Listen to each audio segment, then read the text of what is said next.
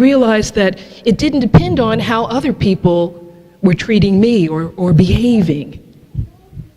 My ability to be a loving, kind, compassionate, and forgiving person had and has everything to do with my letting God be God in me. And so what I realized, it's not dependent on something outside of myself, but my ability to be loving, compassionate, and forgiving depends on how I open myself to that presence within me. And I think that letting God be God in us means that we choose, we make a decision. And this is an ongoing thing. It's not a once kind of thing here, because I believe the statement that someone said, we earn heaven every day. We choose to open ourselves to the light and love within us, or we may choose to open ourselves to the confusion and chaos that is often around us. And I believe that the key to being able to love others and find healing and wholeness and the holiness in that experience has to do with realizing that, we're not our brother's keeper or our neighbor's keeper.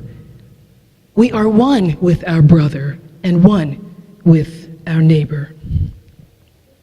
So healing comes about in our relationships, for me, when we are able to release those limiting and negative thoughts, attitudes, and beliefs that we hold about ourselves and about everyone else, especially the people that we have a relationship with.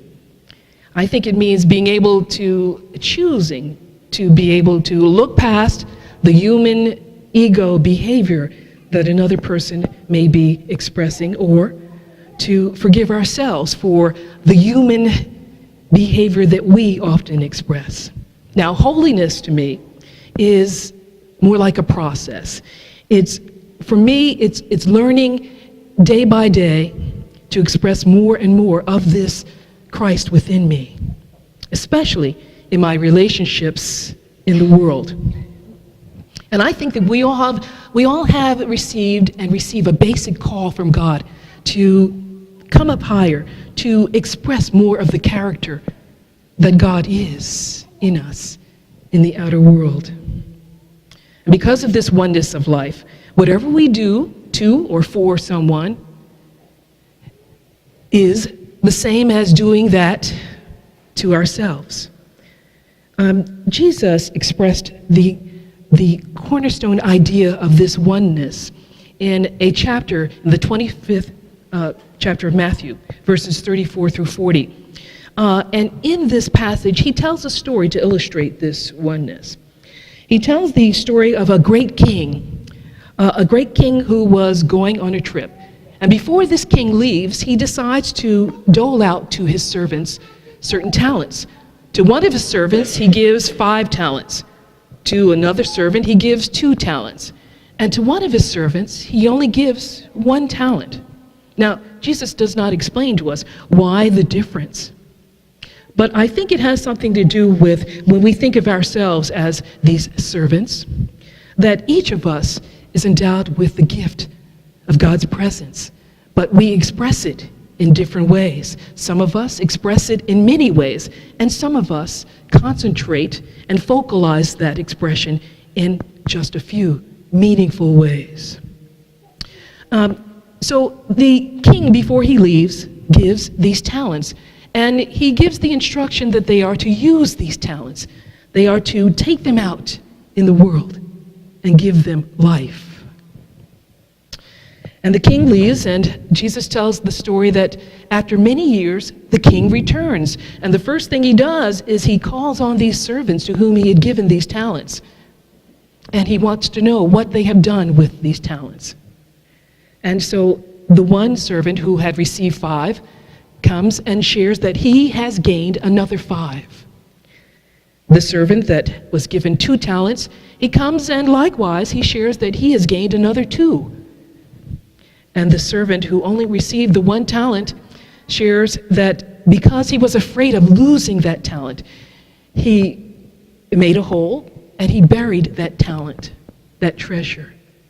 And the king was a bit upset at this one servant because his instruction was to let it out and to express it and to bless others with this talent. And so that one talent that the servant kept hidden, the king took that away. And in this story, the king calls those servants who used and expressed and shared their talents godly people. And he says, "Godly people, come. My Father has great blessings for you, which have been held for you since the beginning of time.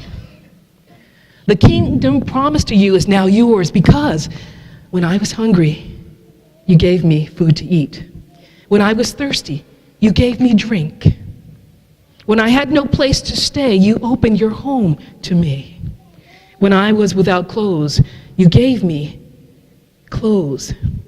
When I was sick and in prison, you visited me and you cared for me."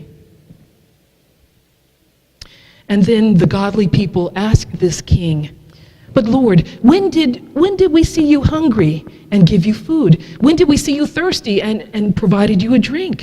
When did we see you without clothes and gave you something to wear?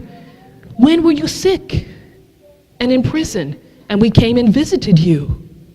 And the king answered, "The truth is that anything that you did for any of my people here, you have done for me." And what Jesus is sharing in this story is that what we do for others, we do for God, and we do for each other. Because there is one life, and this one life enlivens us all. So in that spiritual sense, we are one. And yes, Tim, I'm you, and you're me.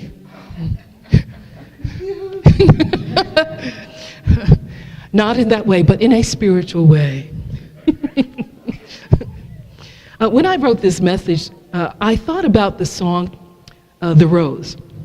I don't know if you guys remember it. Bette Midler sang The Rose. There was a movie called The Rose, and it was based on the life of Janis Joplin, I believe.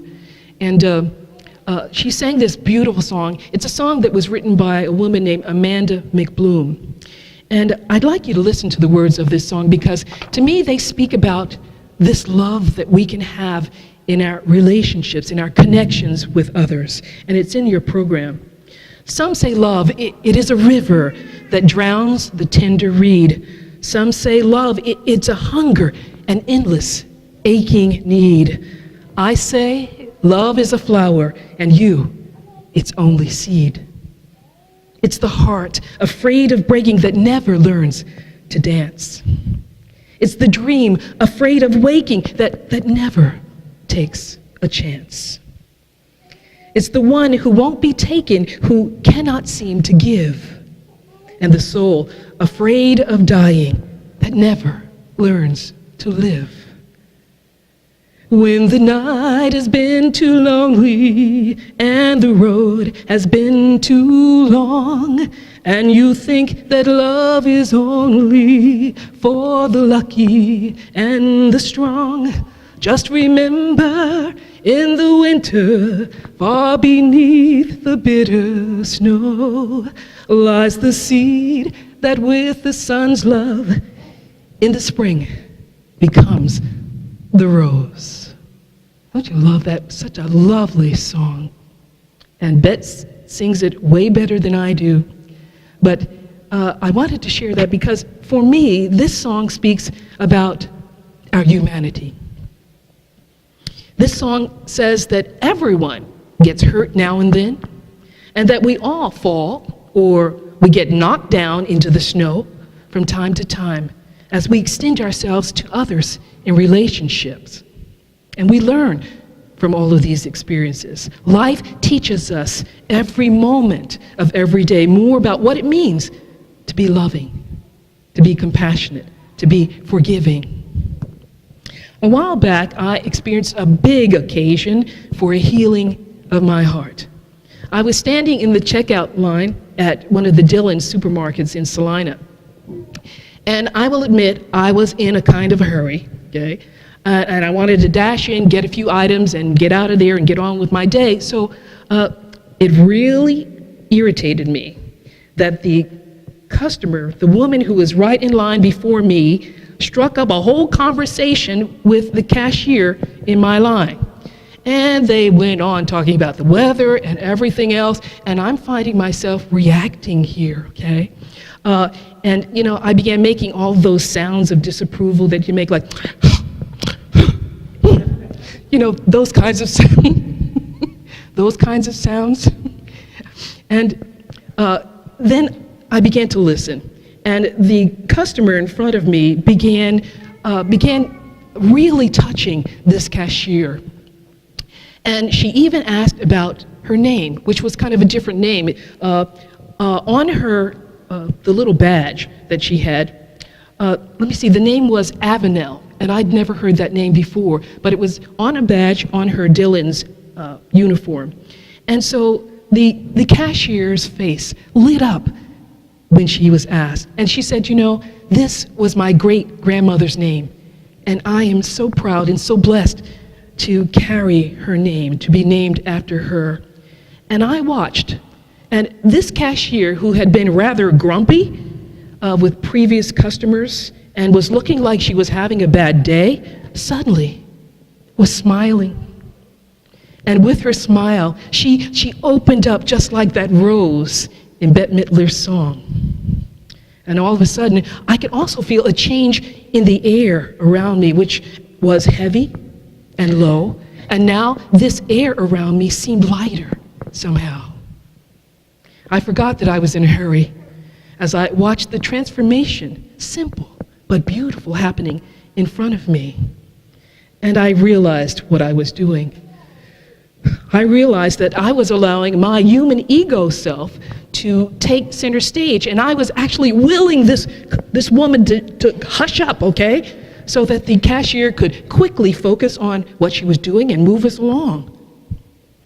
And I realized that I could have been experiencing love instead of frustration. Kind of like that V8 commercial. I could have had a V8. I could have been experiencing the love that was happening there. And so I chose to be open to that experience.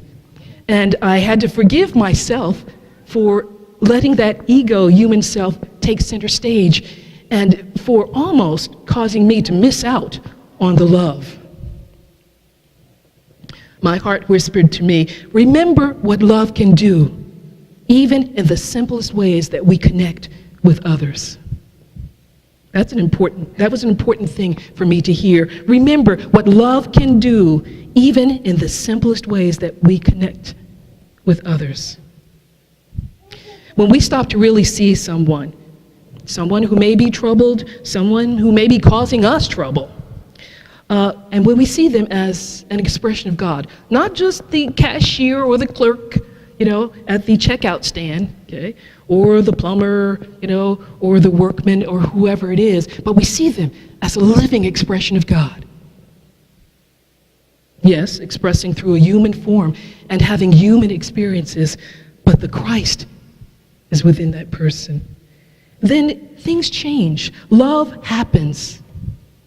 Love does its thing when we let it. And we can love them or love ourselves even if a moment ago we were kind of ugly. Then we can see what it is that we can say or what it is we can do to make the moment even better.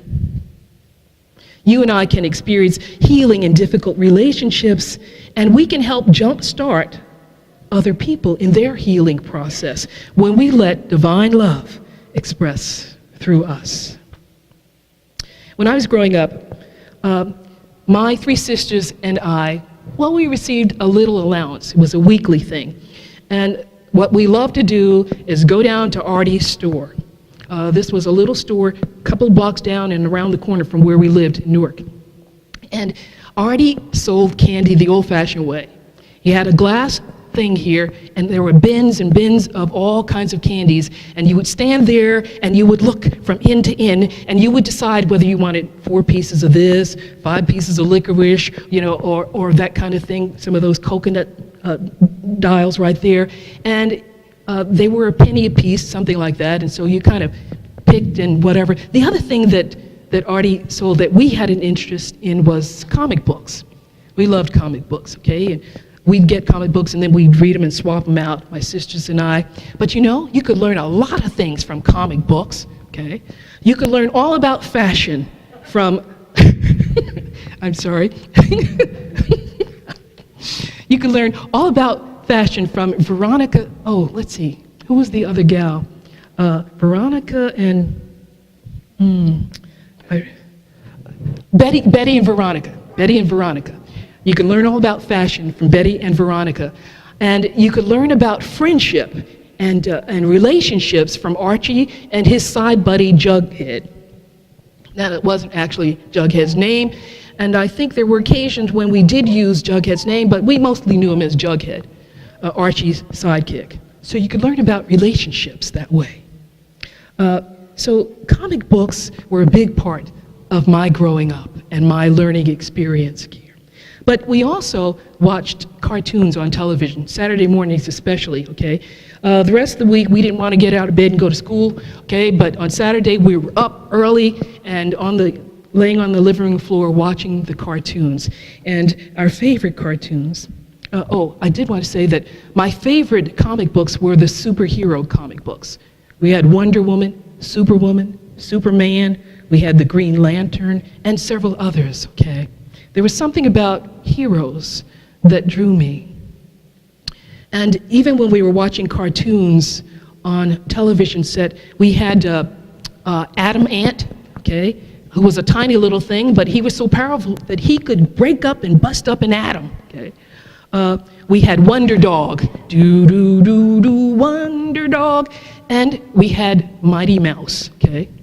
This wasn't Mickey, this was Mighty Mouse. And Mighty Mouse had the theme song, "Here I come to save the day, Mighty Mouse is on his way," okay? And you knew he would take care of it.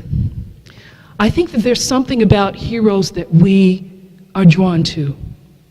I think that there's something about heroes that makes us want to rise up and to be better people. When we see heroes, we are inspired by them because heroes, you know, they don't take much account of themselves. They want to be helpful. They want to lift up and to heal and to save and to help. And when we see someone being a hero, it makes us feel good about being who we are. And it causes us to want to look for the opportunities that we too can heal and lift up others. We are inspired by their courage and their can-do attitude, their compassion, and their willingness to reach out to others and to lift someone up. They are the modern Mighty Mouse, or in another way, we can say that heroes represent the Christ spirit in us, ever acting to save the day, or to bring healing to our bodies, and to bring healing to the body of our relationships as well. We call these people do-gooders. Jesus called them Good Samaritans. And in the 10th chapter of Luke, he gives the entire story of the Good Samaritan. And in this story, we have a man who is beaten up and robbed by some hoodlums as he is traveling the path that led from Jerusalem to Jericho. There was a notorious passage with a lot of crags and different hideaway places, and robbers and people of ill repute would hang out there and attack those who were traveling this path. And that's what happened to this man. He was robbed and he was beaten severely. And we do have the story of several people who went by and didn't offer any help. But Jesus focuses on this one man who stops to bring healing to this unfortunate person. And he cleans the wounds and he bandages the wounds, and he puts this man on his own donkey or mule, I'm not sure which, and he takes him to the nearest inn and leaves him there and pays the innkeeper enough money so that this man can spend several days there and heal. And he tells the innkeeper that if there are any extra expenses, he'll take care of that. When he makes his return trip, he'll stop back in and check on this person at the end. And Jesus calls this man the Good Samaritan. Because he was being a hero. He was extending the love that God is in him to this person. I think that loving others brings out the hero in each of us. And last year, there was a story about a man named Wesley Autry who saved another man who had fallen onto the subway tracks in New York. Now, the man had epileptic fits, and they thought perhaps he had one of those which caused him to fall forward and onto the tracks. Wesley was standing on the platform of the subway with his two young daughters. And he didn't even think of what the consequences could be, or he didn't really even think about even the fact that he might die and leave his children fatherless. He said he just did what he was guided to do. So he jumped down in there with the man, and he pushed the man into the hovels alongside the tracks. Okay, it was a little bit lower, and he pushed the man into one of these. And seeing the train coming, he immediately fell on the man himself and tried to hold the man down, okay, so that he wouldn't move so that the train would pass over both of them. And witnesses said that it seemed like there were only about 4 or 5 inches between the men and the train that went over them. And they survived this with only a few cuts and scratches and that kind of thing here. And they asked the man, well, why did you do that? I mean, this guy was a New Yorker, and everyone knows that New Yorkers, hey, they have a hard time getting up from their seats to let someone on the bus sit down, let alone expend themselves in a situation where they might die. So it kind of belied this New Yorker attitude. And Wesley said he wouldn't let them crown him. He said, I was just doing what anybody else would do. And the father, of this young man, when he heard what had happened to his son, he just cried, okay? And this was televised. He just poured his heart out. He was so grateful that Wesley just went in and just saved his son. And he was very, very grateful. This is a hero. This is the person open to letting that love that God is in us express outward. And there was a holiness about this situation, about this person having been saved from death. And what I'd like you to do now is I'd like to give you a quiz. And this is a quiz on how we may find healing and wholeness and holiness in our relationships with others. Now, you don't have to write this down, but I'd like you to think about this and see if you can answer the questions in this quiz in your head. Question number 1. Name the 5 wealthiest people in the world.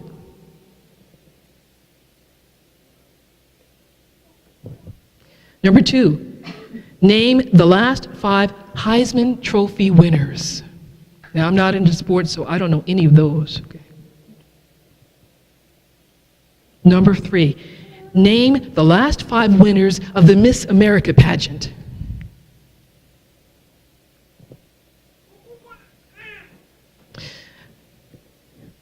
Number 4, name 10 people who have won the Nobel or the Pulitzer Prize.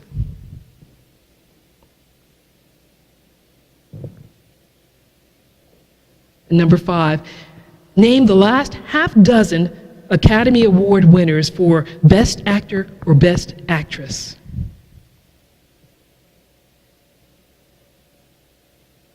And number 6, name the last decade's worth of World Series winners.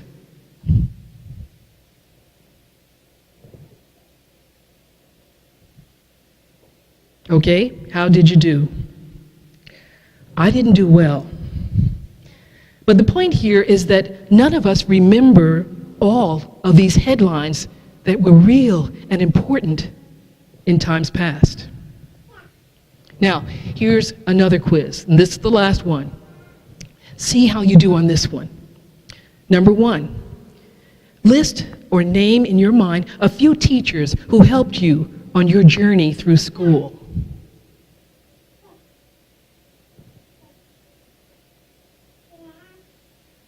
Number 3, name 3 friends who have helped you through challenging situations or a difficult time.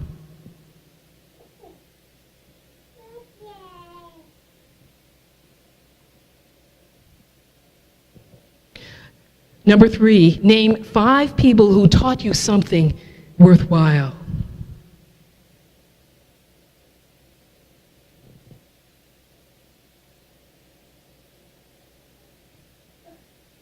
Number 4, think of a few people who have made you feel that you were appreciated, that you were valued, that you were loved.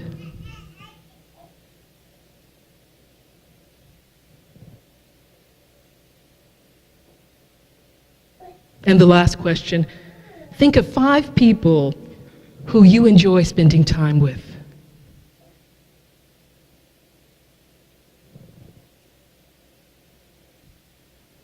Now, in your mind, give all of these individuals a thought of thanks. Send them your love and appreciation.